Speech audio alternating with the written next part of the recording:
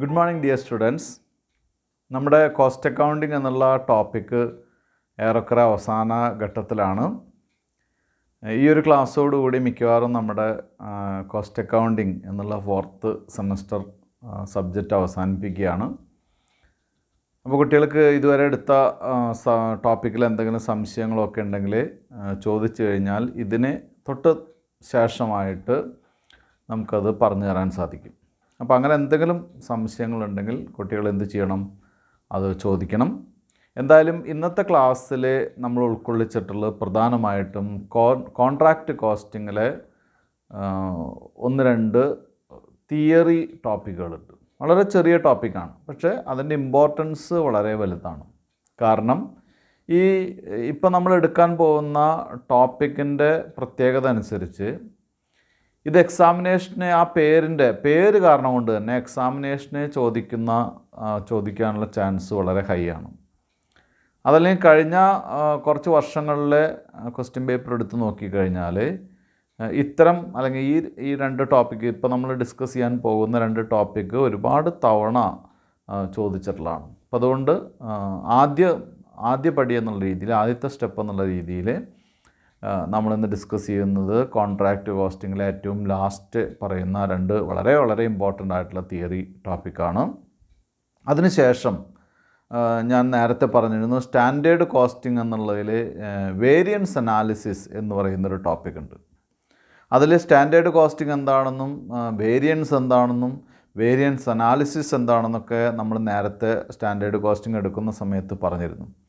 പക്ഷേ സ്റ്റാൻഡേർഡ് കോസ്റ്റിങ്ങിൽ പ്രത്യേകിച്ച് നമ്മുടെ സിലബസിൽ പറയുന്നുണ്ട് തിയറി ഓൺലി എന്ന് പറയുന്നുണ്ട്. അതുകൊണ്ട് തന്നെ പ്രോബ്ലം സൈഡ് നമുക്ക് പഠിക്കേണ്ടതില്ല. എങ്കിലും ടെക്സ്റ്റിലെ വേരിയൻസ് അനാലിസിസ് എന്താണെന്നും അതിൻ്റെ ഫോർമുലാസ് എന്താണെന്നൊക്കെ പറഞ്ഞിട്ടുണ്ട്. അപ്പോൾ ടെക്സ്റ്റിൽ പറഞ്ഞിട്ടുള്ള സ്ഥിതിക്ക് നമുക്ക് പ്രോബ്ലം വരില്ല എന്നുള്ളത് കൃത്യമായിട്ട് സിലബസിലുണ്ടെങ്കിൽ കൂടി ടെക്സ്റ്റിൽ എക്സ്പ്ലെയിൻ ചെയ്തിട്ടുള്ള സ്ഥിതിക്ക് ആ ഒരു ടോപ്പിക് കൂടി ഞാൻ നേരത്തെ അത് ഒഴിവാക്കിയതാണ്, എങ്കിലും ആ ടോപ്പിക് കൂടി കവർ ചെയ്യാം എന്ന് വിചാരിച്ചിട്ട് ഇന്നത്തെ ക്ലാസ് നമ്മൾ അങ്ങനെയാണ് പ്ലാൻ ചെയ്തിട്ടുള്ളത്. ഒന്ന് കോൺട്രാക്റ്റ് കോസ്റ്റിങ്ങിൽ വളരെ വളരെ ഇമ്പോർട്ടൻ്റ് ആയിട്ടുള്ള തിയറിയും, രണ്ടാമത്തെ ഭാഗം എന്ന് പറയുന്നത് വേരിയൻസ് അനാലിസിസ് എന്താണെന്ന് ഞാൻ നേരത്തെ പറഞ്ഞിട്ടുള്ളതാണ്. ദെൻ അതിൻ്റെ ഇക്വേഷൻസ് ഒക്കെ ഉൾപ്പെടുത്തിയിട്ടുള്ള, അത് എക്സാമിനേഷന് വരില്ല അല്ലെങ്കിൽ അതിൽ നിന്ന് പ്രോബ്ലംസ് വരില്ല. തിയറി വരാനുള്ള സാധ്യതയുണ്ട്, പ്രോബ്ലംസ് വരില്ല എന്ന് തന്നെയാണ് സിലബസിൽ പറഞ്ഞിട്ടുള്ളത്. എങ്കിലും അതുകൂടി ഉൾപ്പെടുത്തിയിട്ടുള്ളതാണ് ഇന്നത്തെ ക്ലാസ്. അപ്പോൾ ഞാൻ ആദ്യമായിട്ട് തന്നെ ടോപ്പിക്കിലേക്ക് പോകാം. ആദ്യത്തെ ടോപ്പിക് എന്ന് പറയുന്നത് എസ്കലേഷൻ ക്ലോസ് ആണ്. പേജ് നമ്പർ 261 പറഞ്ഞിട്ടുള്ള എസ്കലേഷൻ ക്ലോസ് ആണ്. എസ്കലേഷൻ ക്ലോസ് എന്ന് പറയുന്നത് കോൺട്രാക്റ്റ് എഗ്രിമെൻറ്റിൽ കോൺട്രാക്ടറും കോൺട്രാക്റ്റിയും തമ്മിലുള്ള എഗ്രിമെൻ്റാണ് കോൺട്രാക്റ്റിലുണ്ടാവുന്നത്. ആ കോൺട്രാക്റ്റ് എഗ്രിമെൻറ്റിൽ ഉള്ളൊരു ക്ലോസിനെയാണ് എസ്കലേഷൻ ക്ലോസ് എന്ന് പറയുന്നത്. Escalation clause is a clause in the contract agreement which provides for a revision of the contract price to accommodate variation in the cost of material and labor due to market fluctuations. If the price of material and labor increases beyond a certain limit, the contract price will also be increased accordingly. അപ്പോൾ ഇവിടെ പറയുന്നത് എന്താണെന്ന് വെച്ചാൽ escalation close എന്ന് പറയുന്നത് മെറ്റീരിയൽസിൻ്റെയും ലേബറിൻ്റെയൊക്കെ വില കൂടിക്കഴിഞ്ഞാൽ അതിൻ്റെ ഒരു പ്രൊവിഷൻ കിട്ടത്തക്ക രീതിയിലുള്ളൊരു ക്ലോസിനെയാണ് എസ്കലേഷൻ ക്ലോസ് എന്ന് പറയുന്നത്. ഇപ്പം ഒരു പ്രത്യേക ലെവലിനേക്കാൾ കൂടുതൽ അത്തരം മെറ്റീരിയൽസിൻ്റെയും ലേബറിൻ്റെയൊക്കെ റേറ്റ് കൂടിക്കഴിഞ്ഞാൽ കോൺട്രാക്റ്റ് പ്രൈസിലും അതിനനുസൃതമായിട്ടുള്ള ഒരു വർധനവുണ്ടാകുന്ന രീതിയിലുള്ള ക്ലോസിനെയാണ് എസ്കലേഷൻ ക്ലോസ് എന്ന് പറയുന്നത്. മനസ്സിലായല്ലോ? ഇനി അടുത്തൊരു പോയിൻ്റ് എന്ന് പറയുന്നത് the contract agreement may include a clause for downward revision. നേരത്തെ പറഞ്ഞത് കൂടിയുള്ള ബെനിഫിറ്റ് കിട്ടാൻ വേണ്ടിയിട്ട്. വില കൂടിക്കഴിഞ്ഞാൽ കോൺട്രാക്റ്റ് എടുക്കുന്ന വ്യക്തിക്ക് അതിൻ്റെ നഷ്ടമുണ്ടാകാൻ പാടില്ല. വില കൂടിക്കഴിഞ്ഞാൽ സ്വാഭാവികമായിട്ടും അതിൻ്റെ ഇൻക്രീസ് ആർക്ക് കിട്ടണം? കോൺട്രാക്ടർക്ക് കിട്ടണം. ഇതേപോലെ തന്നെ വില കുറഞ്ഞു കഴിഞ്ഞാൽ അതിൻ്റെ ബെനിഫിറ്റ് ആർക്ക് കിട്ടണം? കോൺട്രാക്റ്റിക്ക് കിട്ടണം. അതിന് വേണ്ടിയിട്ടുള്ള ക്ലോസാണ് ഡി എസ്കലേഷൻ ക്ലോസ്. അപ്പോൾ ഞാൻ 2 ക്ലോസുകളിവിടെ പറഞ്ഞു. ഒന്ന് എസ്കലേഷൻ ക്ലോസ്. എസ്കലേഷൻ ക്ലോസ് എന്ന് പറയുന്നത് മെറ്റീരിയൽസിൻ്റെയും ലേബറിൻ്റെയൊക്കെ റേറ്റിലുണ്ടാകുന്ന വർധനവ് അനുസരിച്ച് ഉള്ള വർധനവ് കോൺട്രാക്റ്റ് പ്രൈസിൽ വരുത്താനുള്ള ക്ലോസ് ആണ്, എഗ്രിമെൻറ്റിലുള്ള ക്ലോസിനെയാണ് എസ്കലേഷൻ ക്ലോസ് എന്ന് പറയുന്നത്. അതേസമയം മെറ്റീരിയലിൻ്റെയും ലേബറിൻ്റെയൊക്കെ പ്രൈസിലുണ്ടാകുന്ന റിഡക്ഷൻ, അത് മാക്സിമം അതിൻ്റെ ബെനിഫിറ്റ് കോൺട്രാക്റ്റിക്ക് കിട്ടാനുള്ള ക്ലോസിനെയാണ് എന്തായിട്ട് പറയുന്നത്, ഡി എസ്കലേഷൻ ക്ലോസ് എന്ന് പറയുന്നത്. ഇനി നമുക്ക് അടുത്ത ഹെഡിങ് എന്ന് പറയുന്നത് കോസ്റ്റ് പ്ലസ് കോൺട്രാക്റ്റ് ആണ്. Cost plus contract. അപ്പോൾ കോസ്റ്റ് പ്ലസ് കോൺട്രാക്റ്റ് എന്ന് പറയുമ്പോൾ തന്നെ നമുക്ക് അതിൻ്റെ അർത്ഥം, മീനിങ് ഏകദേശം മനസ്സിലാകും. എങ്കിലും ഞാൻ പറയാം. A cost plus contract is A contract in which the contractee agrees to pay the actual cost of the contract plus a percentage of cost towards the profit. അപ്പോൾ കോസ്റ്റ് പ്ലസ് കോൺട്രാക്റ്റ് എന്ന് പറയുന്നത് കോൺട്രാക്റ്റിയും കോൺട്രാക്ടറും തമ്മിൽ ഒരു എഗ്രിമെൻറ്റിൽ enter ചെയ്യുന്ന സമയത്ത് അവർ വയ്ക്കുന്നൊരു എഗ്രിമെൻ്റാണ് cost plus contract. എത്ര കോസ്റ്റാണോ വന്നത് അതിൻ്റെ ഒരു സർട്ടൻ പെർസെൻറ്റേജ് പ്രോഫിറ്റ് കൂടി ചേർത്ത് പേ ചെയ്ത് കൊള്ളാം എന്നുള്ള എഗ്രിമെൻറ്റിനെയാണ് കോസ്റ്റ് പ്ലസ് കോൺട്രാക്റ്റ്. നമ്മളിപ്പോൾ ഒരു വീട് പണിയാൻ വേണ്ടി ഒരു കോൺട്രാക്ടറെ ഏൽപ്പിക്കുകയാണ്. അപ്പോൾ അദ്ദേഹം പറയാണ് വരുന്ന കോസ്റ്റ് പ്ലസ് 5%. അപ്പോൾ നമുക്കൊരു 40 ലക്ഷം രൂപ വന്നു, പ്ലസ് എന്ത് ചെയ്യുക, അതിൻ്റെ 5% പ്രോഫിറ്റായിട്ട് ആർക്ക് കൊടുക്കാം, കോൺട്രാക്ടർക്ക് കൊടുക്കാം. അപ്പോൾ അത്തരം നേച്ചറുള്ള കോൺട്രാക്റ്റിലാണ് കൂടുതലും എന്ത് ചെയ്യുന്നത്, ഉപയോഗിക്കുന്നത്. ഇത് രണ്ട് പേർക്ക് അഡ്വാൻറ്റേജസാണ്. കാരണം എന്താണെന്ന് വെച്ചാൽ കോൺട്രാക്ടർക്കും കോൺട്രാക്റ്റിക്കും അഡ്വാൻറ്റേജസാണ്. റേറ്റ് കൂടിയാലോ കുറഞ്ഞാലോ ഒക്കെ ഇത് എന്ത് ചെയ്യുന്നു, അത് കൃത്യമായിട്ട് അറേഞ്ച് ചെയ്യാൻ സാധിക്കുന്നു. ഇനി മറ്റൊരു കാര്യം എന്ന് പറയുന്നത് ഇതിലുള്ള ഡ്രോബാക്സ് ഉണ്ട്. ഡ്രോബാക്സ് ഉള്ളതെന്ന് പറയാൻ കാരണം എന്താണെന്ന് വെച്ചാൽ ഈ കോൺട്രാക്ടർക്ക് എഫിഷ്യൻസി, പെട്ടെന്ന് പണി തീർത്തുകൊണ്ട് പ്രത്യേകിച്ച് ഗുണമൊന്നും കിട്ടില്ല. വളരെ ഫാസ്റ്റായിട്ട് പണി തീർത്തുകൊണ്ട് കോൺട്രാക്ടർക്ക് വലിയ മെച്ചമൊന്നും കിട്ടില്ല. അങ്ങനെയുള്ള ബെനിഫിറ്റ്സ് ഒന്നുമില്ല. അപ്പോൾ ഇന്ന് നമ്മൾ കോൺട്രാക്റ്റിൽ 3 കാര്യങ്ങളാണ് ഡിസ്കസ് ചെയ്തത്. 1 escalation close, 2 D escalation close, 3 cost plus contract. ഈ 3 കാര്യങ്ങൾ ഡിസ്കസ് ചെയ്ത് നമ്മൾ ഇന്നത്തെ അല്ലെങ്കിൽ കോൺട്രാക്റ്റ് കോസ്റ്റിംഗ് എന്ന് പറയുന്ന ചാപ്റ്റർ ഇവിടെ അവസാനിക്കുകയാണ്. ഇനി നമുക്ക് എടുക്കാനുള്ളത് നേരത്തെ നമ്മൾ എടുത്തു നിർത്തിയിട്ടുള്ള standard costing and variance analysis എന്നുള്ള ടോപ്പിക്കിലെ അനാലിസിസ് ഓഫ് വേരിയൻസ് എന്നുള്ള ഒരു ഹെഡാണ് ഇനി എടുക്കാനുള്ളത്. നേരത്തെ നമ്മൾ അനാലിസിസ് ഓഫ് വേരിയൻസസ് എന്താണെന്ന് ഡിസ്കസ് ചെയ്തതാണ്. സ്റ്റാൻഡേർഡ് കോസ്റ്റിംഗ് എന്ന് പറയുന്നത് എന്താണെന്ന് ഡിസ്കസ് ചെയ്തതാണ്. സ്റ്റാൻഡേർഡ് കോസ്റ്റിംഗ് എന്ന് പറഞ്ഞു കഴിഞ്ഞാൽ സ്റ്റാൻഡേർഡ് ഫിക്സ് ചെയ്യുന്നു, എന്ത് ചെയ്യുന്നു, രണ്ടാമത്തെ സ്റ്റെപ്പിൽ കമ്പയർ അല്ലെങ്കിൽ രണ്ടാമത്തെ സ്റ്റെപ്പിൽ ആക്ച്വൽ കോസ്റ്റ് ഐഡൻറ്റിഫൈ ചെയ്യുന്നു. തേർഡ് സ്റ്റെപ്പിൽ സ്റ്റാൻഡേർഡ് കോസ്റ്റും ആക്ച്വൽ കോസ്റ്റും തമ്മിൽ എന്ത് ചെയ്യുന്നു, കമ്പയർ ചെയ്യുന്നു. ദെൻ എന്ത് ചെയ്യുന്നു, ഡീവിയേഷൻസ്, വേരിയേഷൻസ്. എന്താ വേരിയൻസ്, ഡീവിയേഷൻ, വേരിയൻസ് എന്ന് പറഞ്ഞാൽ the difference between standard cost and actual cost is known as variance or treated as variance. Variance എന്ന് പറയുന്നത് സ്റ്റാൻഡേർഡും ആക്ച്വലും തമ്മിലുള്ള ഡിഫറൻസസിനെയാണ് നമ്മൾ വേരിയൻസ് എന്ന് പറയുന്നത്. ആ വേരിയൻസ് കണക്കാക്കുകയും ഇവാലുവേറ്റ് ചെയ്യുകയും അത് റെക്ടിഫൈ ചെയ്യുകയും ചെയ്യുന്ന അത്രയും വലിയ പ്രോസസ്സ് ഉൾക്കൊള്ളുന്നതിനെയാണ് എന്തായിട്ട് പറയുന്നത്, സ്റ്റാൻഡേർഡ് കോസ്റ്റിംഗ് എന്ന് പറയുന്നത്. അപ്പോൾ എന്താണ് വേരിയൻസ് എന്നുള്ളത് ഞാൻ പറഞ്ഞു അല്ലേ. സ്റ്റാൻഡേർഡും ആക്ച്വലും തമ്മിലുള്ള വ്യത്യാസത്തിനെയാണ് വേരിയൻസ് എന്ന് പറയുന്നത്. അനാലിസിസ് ഓഫ് വേരിയൻസ് എന്ന് പറഞ്ഞാൽ it is the process of identify the difference between standard and actual. Cost എന്ന് പറയാൻ പെർഫോമൻസ് ആവും, മെറ്റീരിയൽസ് ആവും, എന്തായിക്കോട്ടെ. ദെൻ ഇനി നമുക്ക് ടോപ്പിക്കിലേക്ക് പോവാം. Analysis of variance is an important tool of standard costing. It is the process of analysing cost variances for their causes. അതിൻ്റെ without analysis of variances standard costing has no utility. അപ്പോൾ ഇതിൽ variances ഇല്ലാതെ നമുക്കൊരിക്കലും standard costing apply ചെയ്യാൻ സാധിക്കില്ല. Variance is the difference between actual cost and standard cost. Standard കോസ്റ്റും actual കോസ്റ്റും തമ്മിലുള്ള ഡിഫറൻസസിനെയാണ് നമ്മൾ എന്തായിട്ട് പറയുന്നത്, വേരിയൻസസ് എന്ന് പറയുന്നത്. Variance may be favourable or unfavourable. Variance 2 രീതിയിലുണ്ട്. ഫേവറബിൾ വേരിയൻസും ഉണ്ട്, അൺഫേവറബിൾ വേരിയൻസും ഉണ്ട്. When the actual cost is less than the standard cost it is known as favourable variance. Actual cost standard കോസ്റ്റിനേക്കാൾ കുറവാണെങ്കിൽ അതിനെ ഫേവറബിൾ വേരിയൻസ് എന്ന് പറയുന്നു. ഫോർ എക്സാമ്പിൾ, നമ്മളൊരു പാന ഉണ്ടാക്കുന്ന ഫാക്ടറിയാണ്. 5 രൂപയാണ് ഒരു പാനയ്ക്ക് കോസ്റ്റ് നമ്മൾ സ്റ്റാൻഡേർഡായിട്ട് കോസ്റ്റ് കണ്ടുപിടിച്ചിട്ടുള്ള 5 രൂപയാണ്. പക്ഷേ നമുക്കത് 4 രൂപ 50 പൈസയിൽ ഒതുക്കാൻ സാധിച്ചു. അല്ലെങ്കിൽ ആക്ച്വൽ കോസ്റ്റ് വന്നത് ₹4.50 ആണ്. 4.5 രൂപയാണ് ആക്ച്വൽ കോസ്റ്റ് വന്നത്. അപ്പോൾ അവിടെ ആ വേരിയൻസ് ഉണ്ട്. 5 സ്റ്റാൻഡേർഡ്, ആക്ച്വൽ കോസ്റ്റ് എന്ന് പറയുന്നത് 4.50 ആണ്. ദെൻ എന്താണ് അവിടുത്തെ വേരിയൻസ് എന്ന് പറയുന്നത് ഫേവറബിൾ വേരിയൻസ് ആണ്. കാരണം എന്താണ് ഫേവറബിൾ ആണെന്ന് പറയാൻ കാരണം എന്താണ്? നല്ല വേരിയൻസാണ്. സ്റ്റാൻഡേർഡ് കോസ്റ്റിനേക്കാൾ കുറച്ചാണ് നമുക്ക് എന്ത് വന്നുള്ളൂ, അതിന് എക്സ്പെൻസ് വന്നുള്ളൂ. അതേപോലെ തന്നെയാണ് unfavourable.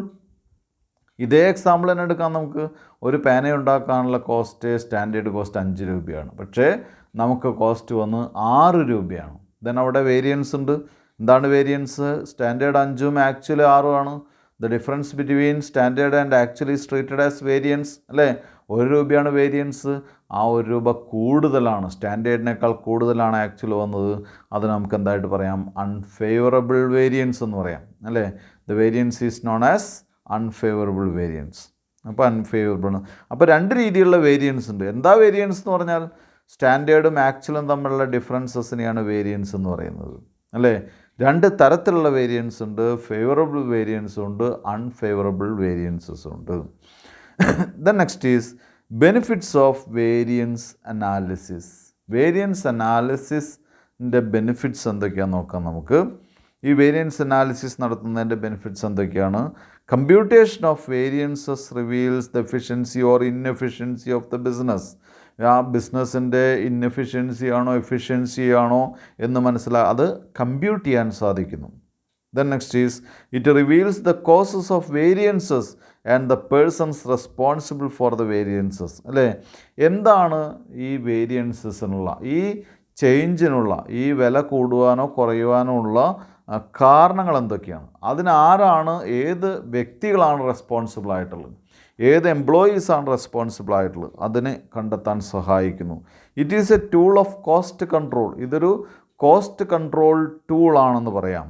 It helps the management to employ management by exception. Management by exception employ ചെയ്യാൻ, നടപ്പിലാക്കാൻ പറ്റുന്ന ഒരു മാനേജ്മെൻറ്റിനെ ഹെൽപ്പ് ചെയ്യുന്ന ഒരു ടൂളാണ് ഈ variance analysis. Management by exception എന്ന് പറഞ്ഞാൽ എന്താണ്? വളരെ പ്രധാനപ്പെട്ട, വളരെ ഇമ്പോർട്ടൻ്റ് ആയിട്ടുള്ള മാറ്ററുകളിൽ മാത്രമേ മാനേജ്മെൻറ്റ് ഇടപെടേണ്ടതുള്ളൂ. അല്ലാത്ത കാര്യങ്ങളെല്ലാം തന്നെ എന്താണ് സാധാരണ പോലെ നടന്നു പോകുന്നു. വേരിയൻസ് ഉള്ളത് മാത്രമേ നമ്മൾ ശ്രദ്ധിക്കേണ്ട ആവശ്യമുള്ളൂ. ആ തിയറി ഇവിടെ നടപ്പിലാക്കാൻ സാധിക്കുന്നു. It helps to make timely actions to prevent unfavourable variances. Unfavourable ആയിട്ടുള്ള, മോശമായിട്ടുള്ള വേരിയൻസസ് നമുക്ക് പ്രിവെൻറ്റ് ചെയ്യാനുള്ള ടൈംലി ആക്ഷൻസ് നമുക്ക് നടത്താൻ സാധിക്കുന്നു. 6ാമത്തെ point, it is helpful for preparing future plans and programmes. Future plans and programmes നടപ്പിലാക്കാൻ നമ്മളെ ഹെൽപ്പ് ചെയ്യുന്ന ഒരു പ്രോഗ്രാമാണിത്, അല്ലെങ്കിൽ ഒരു അനാലിസിസാണിത്. It helps the management to maximise profits maximisation സാധിക്കുന്നു. It creates a feeling of cost consciousness in the organisation. Cost consciousness ആവും, എല്ലാവരും തന്നെ കോസ്റ്റ് കോൺഷ്യസ്നസ് ആവും. അതായത് വില കുറയ്ക്കാൻ വേണ്ടി ഒന്നടങ്കം, അല്ലെങ്കിൽ എന്താണ്, എല്ലാവരും ഒത്തൊരുമിച്ച് നീങ്ങുന്നൊരു സിറ്റുവേഷൻ എവിടെ സാധ്യമാകുന്നു? നമ്മുടെ ഫാക്ടറികളിൽ സാധ്യമാകുന്നു. ഇനി നമുക്ക് പഠിക്കാനുള്ള ടൈപ്സ് ഓഫ് വേരിയൻസസ് ആണ്. അല്ലെങ്കിൽ cost variances can be classified into 3. Cost വേരിയൻസസിനെ നമുക്ക് 3 ഡിവൈഡ് ചെയ്യാം. Material variance, labour variance and overhead variance. 3 വേരിയൻസുകളാണ്. അല്ലെങ്കിൽ എന്താണ് കോസ്റ്റ് വേരിയൻസസിനെ നമുക്കറിയാലോ, പ്രധാനമായിട്ടും അങ്ങനെ വരാൻ കാരണം കോസ്റ്റിൻ്റെ 3 ഇൻഗ്രീഡിയൻസ് ആണ് മെറ്റീരിയൽ, ലേബർ ആൻഡ് ഓവർഹെഡ് എന്ന് പറയുന്നത്. ആ മെറ്റീരിയൽ, ലേബർ ആൻഡ് ഓവർഹെഡ് എന്ന് പറയുന്ന 3 ഇൻഗ്രീഡിയൻസിൻ്റെ ബേസിൽ നമുക്ക് അതിനെ കോസ്റ്റ് വേരിയൻസസിനെ 3 ഡിവൈഡ് ചെയ്യാം. Material variance, labour variance and overhead variance. അപ്പോൾ ആദ്യം നമുക്ക് മെറ്റീരിയൽ വേരിയൻസസ് ആണ്. Material variances can be classified into 3 types: material cost variance, material price variance and material usage variance. Materials വേരിയൻസസിനെ നമുക്ക് 3 ഡിവൈഡ് ചെയ്യാം. ഒന്ന് മെറ്റീരിയൽ കോസ്റ്റ് വേരിയൻസ്. എന്താണ് material cost variance എന്ന് പറഞ്ഞാൽ? മെറ്റീരിയൽസിൻ്റെ കോസ്റ്റിൽ വരുന്ന മാറ്റം. മെറ്റീരിയൽസ് കോസ്റ്റ് സ്റ്റാൻഡേർഡും മെറ്റീരിയൽ കോസ്റ്റ് ആക്ച്വലും തമ്മിലുള്ള വേരിയൻസ്. രണ്ട് മെറ്റീരിയൽ എന്താണ് പ്രൈസ് വേരിയൻസ്, മെറ്റീരിയലിൻ്റെ വിലയിൽ വരുന്ന മാറ്റം. ദെൻ എന്താണ് മെറ്റീരിയൽ യൂസേജ് വേരിയൻസ്, മെറ്റീരിയൽ ഉപയോഗിക്കുന്നതിലുള്ള മാറ്റങ്ങൾ. ഇങ്ങനെ 3 വേരിയൻസ് ആയിട്ട് നമുക്ക് എടുക്കാം. അതിലാദ്യം മെറ്റീരിയൽ കോസ്റ്റ് വേരിയൻസ് ആണ്. It is the difference between standard material cost and actual material cost. ഈ മെറ്റീരിയൽ കോസ്റ്റ് വേരിയൻസസ് എന്ന് പറയുന്നത് it is the differences between standard material cost and actual material cost. Standard കോസ്റ്റും actual കോസ്റ്റും തമ്മിലുള്ള ഡിഫറൻസസിനെയാണ് material cost variances എന്ന് പറയുന്നത്. ഇനി ഇതിൻ്റെ ഇക്വേഷൻസാണ്. ഇക്വേഷൻസൊക്കെ നമ്മൾ പഠിക്കുന്നത് പ്രധാനമായിട്ടും പ്രോബ്ലം ചെയ്യാൻ വേണ്ടിയിട്ടാണ്.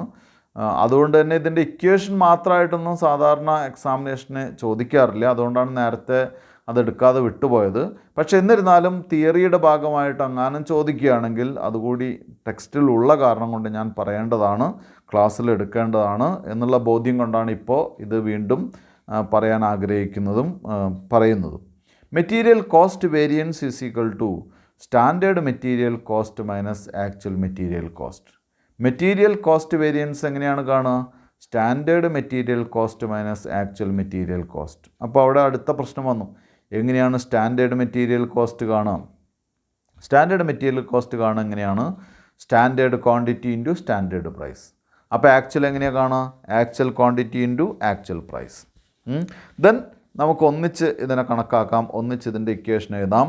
MCV എന്താണ്? MCV material cost variance is equal to SQ into SP.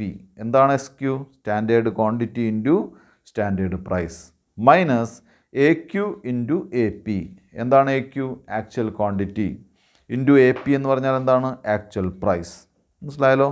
ഇതാണ്. ഇനി cost variances can be, material cost variances can be divided into 2, material price variance and material usage variance. Material കോസ്റ്റിനെ നമുക്ക് രണ്ടായിട്ട് divide ചെയ്യാം, അല്ലെങ്കിൽ material cost വേരിയൻസസിനെ നമുക്ക് രണ്ടായിട്ട് ഡിവൈഡ് ചെയ്യാം. എന്തൊക്കെയാണ്? മെറ്റീരിയൽ പ്രൈസ് വേരിയൻസും മെറ്റീരിയൽ യൂസേജ് വേരിയൻസും. എന്താണ് material price variance? Material price variance is that portion of material cost variance which is due to the difference between standard price specified and actual price paid. Standard പ്രൈസും actual പ്രൈസും തമ്മിലുള്ള ഡിഫറൻസസിനെയാണ് material price variance എന്ന് പറയുന്നത്. താഴെ ഇക്വേഷനുണ്ട് MPV is equal to actual quantity into SP minus AP. Actual quantity into standard price minus actual price. ഞാൻ ഒന്നുകൂടി പറയാം, MPV is equal to AQ into SP minus AP. ഇതിനെയാണ് material price variance എന്ന് പറയുന്നത്. അപ്പോൾ if actual price is less than standard price it is favourable variance and vice versa. അതായത് actual price standard പ്രൈസിനേക്കാൾ കുറവാണെങ്കിൽ എന്താണ്? ഫേവറബിൾ ആണ്. അതെ, following are the reasons for material price variance. ഇനി മെറ്റീരിയൽ പ്രൈസ് വേരിയൻസിനുള്ള കാരണങ്ങൾ എന്തൊക്കെയാണ്? Unexpected fluctuations in market price, നമ്മൾ പ്രതീക്ഷിക്കാത്ത മാർക്കറ്റ് പ്രൈസിലുള്ള fluctuations. Difference in quality of materials purchased, ക്വാളിറ്റിയിലുള്ള വ്യത്യാസങ്ങൾ. ഇൻഎഫിഷ്യൻറ്റ് പർച്ചേസസ്, എഫിഷ്യൻസി ഇല്ലാത്ത പർച്ചേസുകൾ. Difference in quantity of purchases, ക്വാണ്ടിറ്റിയിലുള്ള വ്യത്യാസങ്ങൾ വരുന്നത്. Higher transportation cost, change in taxes and duties, urgent purchase at higher price. അതായത് പെട്ടെന്ന് ട്രാൻസ്പോർട്ടേഷൻ കോസ്റ്റ് കൂടുക, ടാക്സ് ആൻഡ് ഡ്യൂട്ടീസ് മാറ്റം വരിക. ഇതെന്താണ്? Urgent purchase at higher price, വില അല്ലെങ്കിൽ കൂടിയ വിലയ്ക്ക് പെട്ടെന്ന് പർച്ചേസ് ചെയ്യുക. ഇത്തരം കാര്യങ്ങളൊക്കെ വരുമ്പോഴാണ് മെറ്റീരിയൽ പ്രൈസ് വേരിയൻസ് അല്ലെങ്കിൽ പ്രൈസ് വേരിയൻസ് സംഭവിക്കുന്നു. Then next is material usage variance. Material usage variance is that portion of material cost variance which is due to the difference between standard quantity specified and actual quantity used. അതിൽ നിന്ന് വ്യക്തമാണല്ലോ material usage variance എന്ന് പറഞ്ഞാൽ നമ്മൾ ഉപയോഗിക്കുന്ന standard യൂസേജും അല്ലെങ്കിൽ actual യൂസേജും തമ്മിലുള്ള standard യൂസേജും actual യൂസേജും തമ്മിലുള്ള ഡിഫറൻസിനെയാണ്, വേരിയേഷനെയാണ് എന്തായിട്ട് പറയുന്നത്, മെറ്റീരിയൽ യൂസേജ് വേരിയൻസ് എന്ന് പറയുന്നത്. ദാറ്റ് ഈസ് അതിൻ്റെ ഇക്വേഷൻ പറയുന്നുണ്ട് MUV is equal to standard price into standard quantity minus actual quantity. MUV is equal to SP into SQ minus AQ.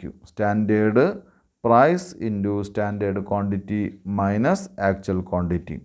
If actual quantity is less than standard quantity, it is favorable variance and vice versa. Actual quantity ആണ് കുറവെങ്കിൽ standard ക്വാണ്ടിറ്റിയേക്കാൾ actual quantity ആണ് കുറവ്, നമ്മൾ സ്റ്റാൻഡേർഡിൻ്റെ അത്രയും ആവശ്യം നമുക്ക് വന്നില്ല, കുറച്ചുകൂടി എഫിഷ്യൻ്റായിട്ട് നമുക്ക് ഡീൽ ചെയ്യാൻ സാധിച്ചു, അത് ഫേവറബിൾ ആണ്.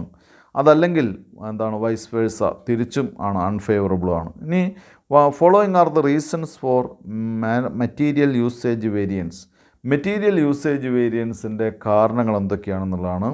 ഒന്ന്, inferior quality of materials, careless handling of materials, use of defective equipments and tools, employment of unskilled workers, pilferage of materials, change in method of production. ഇത്രയൊക്കെ വരുമ്പോഴാണ് മെറ്റീരിയൽ യൂസേജിൽ വരുന്നത്. ഏറ്റവും മിനിമം എക്സാമ്പിൾ പറയാലോ, ഒരു എംപ്ലോയി മാറി, ഒരു എക്സ്പീരിയൻസ്ഡ് ആൾ മാറി, വേറൊരു എക്സ്പീരിയൻസ് കുറവുള്ള ആൾ വന്നാൽ സ്വാഭാവികമായിട്ട് നമുക്കറിയാലോ അത് എന്തിനെ ബാധിക്കും, മെറ്റീരിയൽ യൂസേജിനെ ബാധിക്കും. അൾട്ടിമേറ്റായിട്ട് നമുക്ക് പറയാം MCV is equal to MPV plus MUV. Cost material cost variance is equal to MPV plus MUV. The next is, അടുത്ത ടോപ്പിക്കാണ് material mix variance, MMV, material mix variance. Material mix variance എന്ന് പറഞ്ഞാൽ നമുക്കറിയാം, it arises when 2 or more materials are used in the production of an article. രണ്ടോ അതിലധികമോ materials ഉപയോഗിക്കുമ്പോഴുള്ള ആ വേരിയൻസിനെയാണ് material mix variance എന്ന് പറയുന്നത്. ഇതിൽ രണ്ട് സിറ്റുവേഷൻ വരും.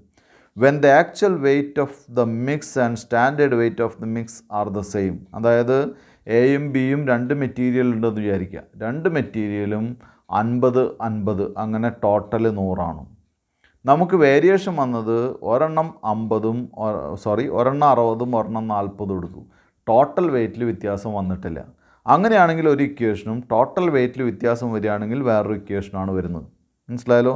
അപ്പോൾ ആദ്യം നമുക്ക് ടോട്ടൽ വെയ്റ്റിൽ വ്യത്യാസം വരാത്ത മിക്സ് എടുക്കാം, അത്തരം കേസുകൾ എടുക്കാം. That is MMV is equal to SP into SQ minus AQ. MMV is equal to SP into SQ minus AQ. In this case MMV and MUV will be the same. അതായത് total വെയ്റ്റിൽ വ്യത്യാസം വന്നില്ലെങ്കിൽ material mix വേരിയൻസിൻ്റെ ആൻസറും material usage വേരിയൻസിൻ്റെ ആൻസറും same ആയിരിക്കും. മനസ്സിലായല്ലോ? ഇനി നമുക്ക് ടോട്ടൽ വെയ്റ്റിൽ വ്യത്യാസം വരികയാണെങ്കിൽ എങ്ങനെയാണെന്ന് നോക്കാം. MMV is equal to SP into RSQ minus AQ. എന്താണ് RSQ? റിവൈസ്ഡ് സ്റ്റാൻഡേർഡ് ക്വാണ്ടിറ്റി അല്ലേ?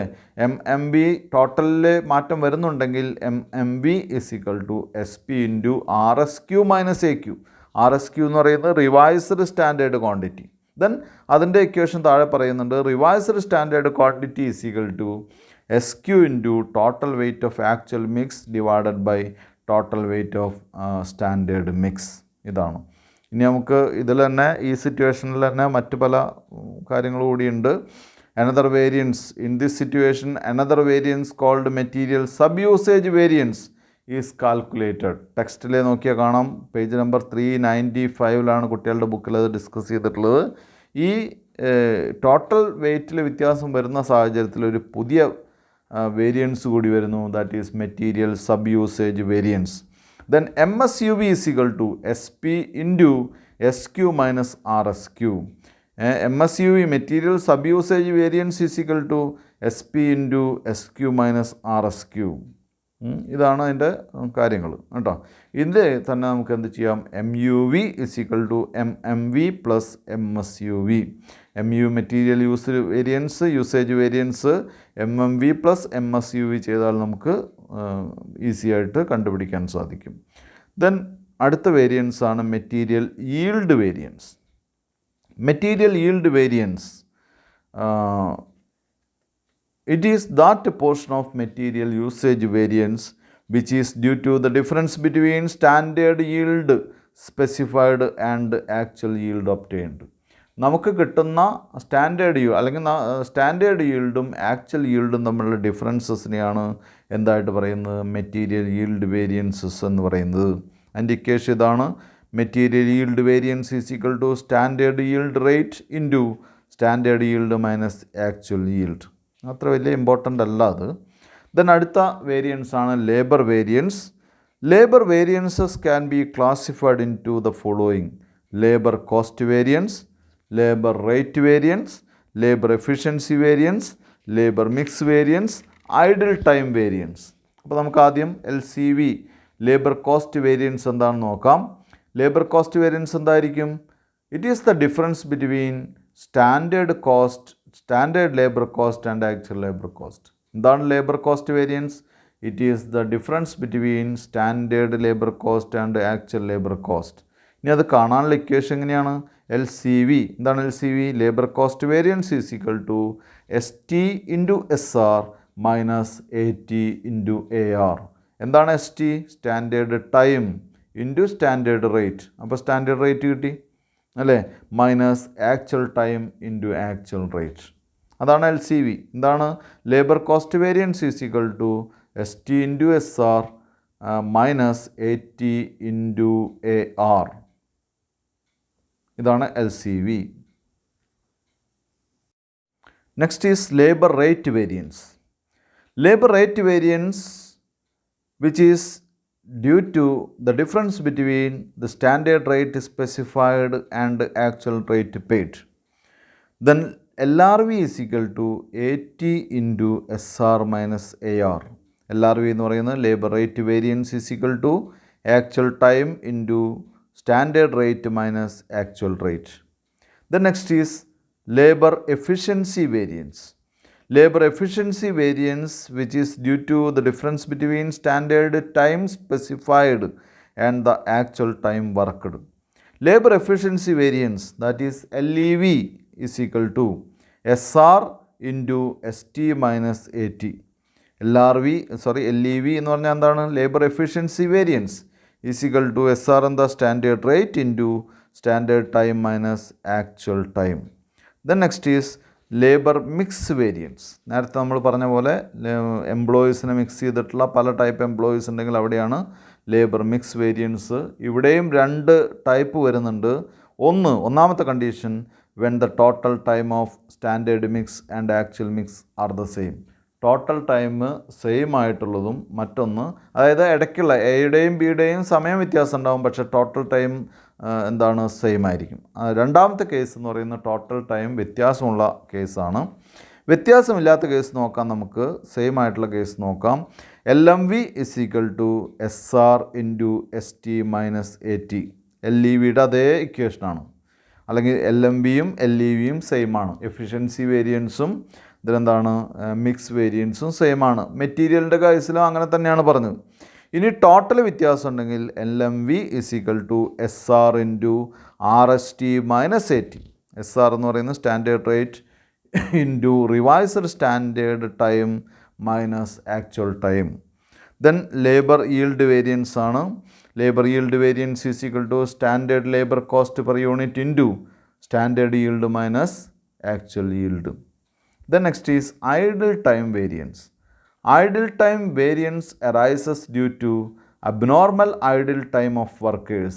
It happens due to power failure, machine break down, sickness etcetera. അതായത് വെറുതെ ഇരിക്കുക എന്നുള്ള ഇതിനെയാണ് ഐഡിൽ ടൈം എന്ന് പറയുന്നത്. അത് സാധാരണ വരുന്നത് എങ്ങനെയാണ്? പവർ ഫെയിലിയർ വരുമ്പോൾ, മെഷീൻ ബ്രേക്ക് ഡൗൺ വരുമ്പോൾ, സിക്നസ് വരുമ്പോഴൊക്കെയാണ് സാധാരണ വരുന്നത്.